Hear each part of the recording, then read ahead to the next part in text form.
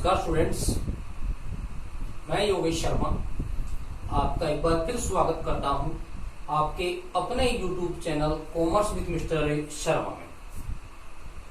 इस YouTube channel पर अपन RBSC की क्लास 12th अकाउंटेंसी का सिलेबस डिस्कस कर रहे हैं। सिलेबस को पूरा डीपली समझ रहे हैं। उसी क्रम में आज की अपनी एक क्लास रहेगी। देखिए स्टूडेंट्स, अपना बुक के अकॉर्डिंग चल रहा था चैप्टर नंबर कौन सा? चैप्टर नंबर अध्याय नंबर 5। और अध्याय नंबर 5 में मैंने आपको लास्ट वीडियो में ये बताया था, 2 टॉपिक अपने पास पढ़ने लायक है।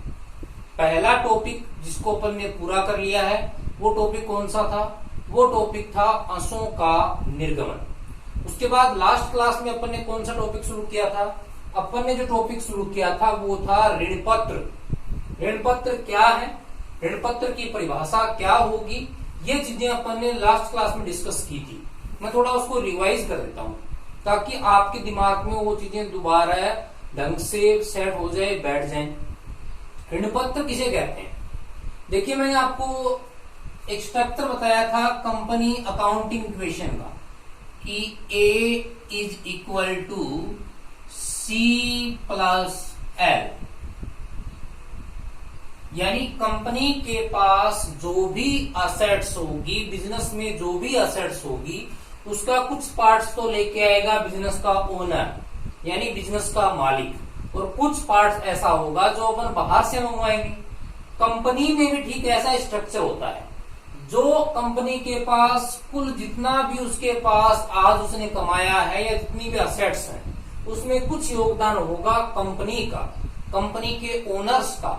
जो ओनर्स का योगदान होगा तो कंपनी के जो ओनर्स होते हैं उनको अपन बोलते हैं अंशधारी। अंशधारी और अंशधारियों को यहां रिप्रेजेंट कर रही है कैपिटल यानी C।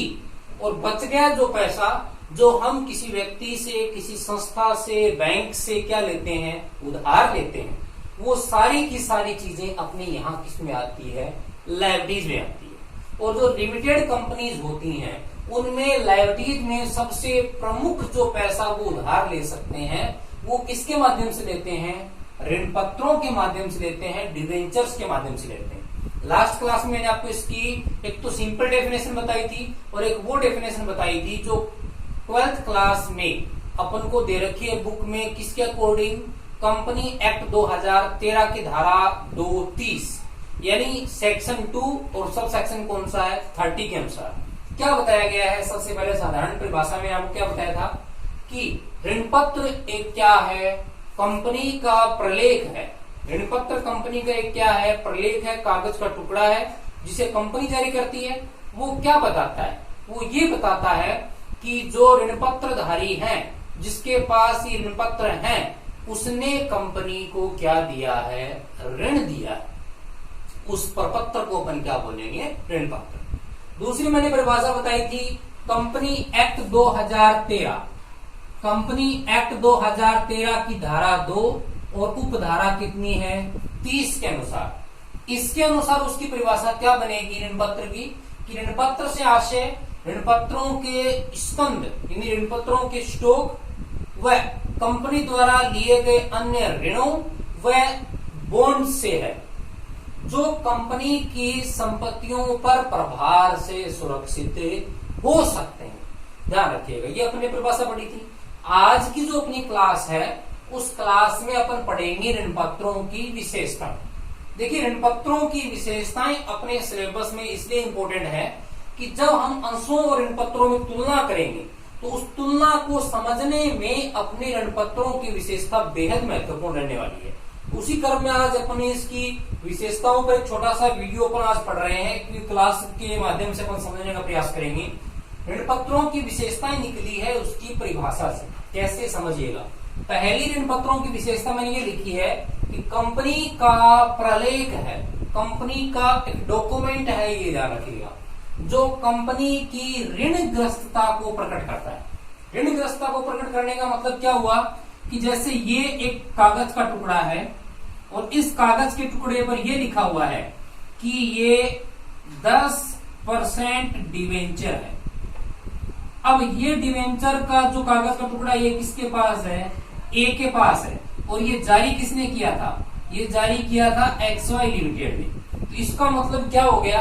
इसका मतलब ये हो गया कि ए ने XY लिमिटेड को क्या दे रखा है? ऋण दे रखा है।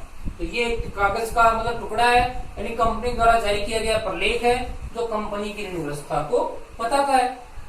सेकंड क्या है? ऋण पत्रों पर पूर्व निर्धारित दर से ब्याज दिया जाता है। ध्यान रखिएगा, पहली बात तो डिवेंचर्स पर हमेशा क्या मिलता है? इंटरेस्ट। और इससे पहले अपन ने शेयर पढ़े थे, शेयरों पर क्या दिया जाता है? शेयरों पर हमेशा मिलता है लाभांश। लाभांश मतलब लाभ का अंश। और ऋण पत्रों पर हमेशा क्या मिलता है? ब्याज मिलता है। ध्यान रखिएगा। तो ऋण पत्रों पर जो ब्याज है, इस ब्याज के बारे में क्या बताया गया है? एक तो यह पूर्व निर्धारित होगा। पूर्व निर्धारित का मतलब क्या हुआ? ऋण पत्र जब जारी किए जाते हैं तभी ये डिसाइड कर लिया जाता है कि ऋण पत्रों पर भविष्य में मासिक, त्रैमासिक, 6 मासिक या वार्षिक दर से कितना ब्याज दिया जाएगा। इसलिए ध्यान रखना, ऋण पत्रों को लिखने का तरीका ये होता है कि जब हम ऋण पत्र लिखते हैं तो उसके शुरुआत में उसकी ब्याज दर लिखते हैं। जैसे मैंने कहीं लिखा 6% डिवेंचर,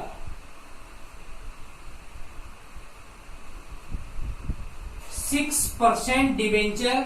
तो ये जो 6% है ये क्या है? ये ऋण पत्रों पर दिए जाने वाले ब्याज की क्या है?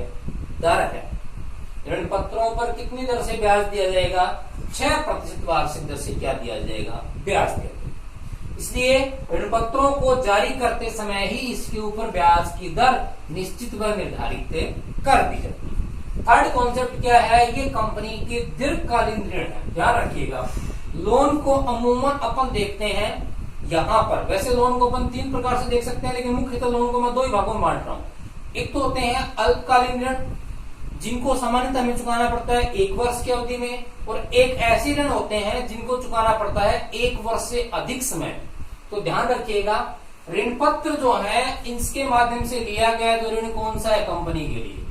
ये कंपनी के लिए दीर्घकालीन ऋण है, लॉन्ग टर्म लोन है, जिसका भुगतान कंपनी 1 वर्ष से अधिक समय में करती है। ऋण पत्र संपत्तियों पर प्रभार से सुरक्षित हो सकते हैं। ये चीज इंपॉर्टेंट है। हो सकते होने का मतलब क्या हुआ? जब हम आगे ऋण पत्रों के प्रकार पढ़ेंगे तो अपने सामने ऋण पत्रों के 2 प्रकार आएंगे। नंबर फर्स्ट, सुरक्षित ऋण पत्र।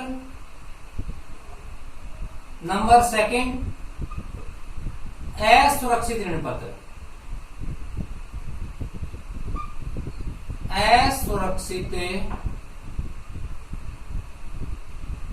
ऋण पत्र। सुरक्षित ऋण पत्र वो होते हैं जो कंपनी की संपत्तियों पर प्रभार रखते हो या प्रभार से सुरक्षित होते हो। समझिएगा, आपने डिवेंचर इश्यू किए हैं 8 लाख की। डिवेंचर इश्यू करने का मतलब हो गया आपने लोगों से 8 लाख रुपए का ऋण लिया है।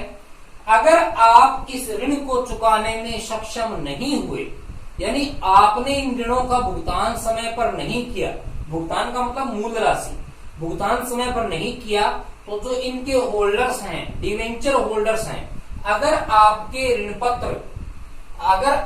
ऋण पत्रों पर संपत्तियों पर चल प्रभार रखते हैं या संपत्तियों की गारंटी से सुरक्षित हैं, उस कंडीशन में जो डिवेंचर होल्डर है ना, वो आपकी कंपनी की संपत्तियां बेचकर अपनी वसूली कर सकते हैं। लेकिन ध्यान रखिएगा, कंपनी एक्ट 2013 ये बोलता है कि सारे के सारे ऋण पत्र कंपनी पर प्रभार से सुरक्षित हो, ये आवश्यक नहीं। तो वो सुरक्षित हो भी सकते हैं और नहीं भी हो सकते। इसलिए यहाँ इसके कितने प्रकार बना दिए गए हैं? 2 प्रकार। नेक्स्ट कौन सा है? ऋण पत्र धारकों को मत देने का अधिकार नहीं होता। इंपोर्टेड है, ध्यान रखिएगा, मत देने का अधिकार सिर्फ अंशधारियों को है। और वो भी साधारणतः कौन से अंशधारियों को? समता अंशधारियों को। तो ऋण पत्रधारियों को मतलब ऋण पत्रधारियों को मत देने का अधिकार नहीं होता। कंपनी किसी डिसीजन में ये लोग अपना मत है वो नहीं दे सकते। लेकिन अगर मैं बात करूं कि कंपनी के लिए सबसे बेनिफिशियल बताऊं या ऐसी चीज जो ऋण लेने का सबसे अच्छा माध्यम है, तो वो कौन सा होगा? ऋण पत्र होगा। तो ये ऋण पत्र की कुछ विशेषताएं थी। अगली क्लास में अपन डिस्कस करने वाले हैं किसके बारे में? अगली क्लास में अपन डिस्कस करेंगे ऋण पत्रों के प्रकार के बारे में। Thank you.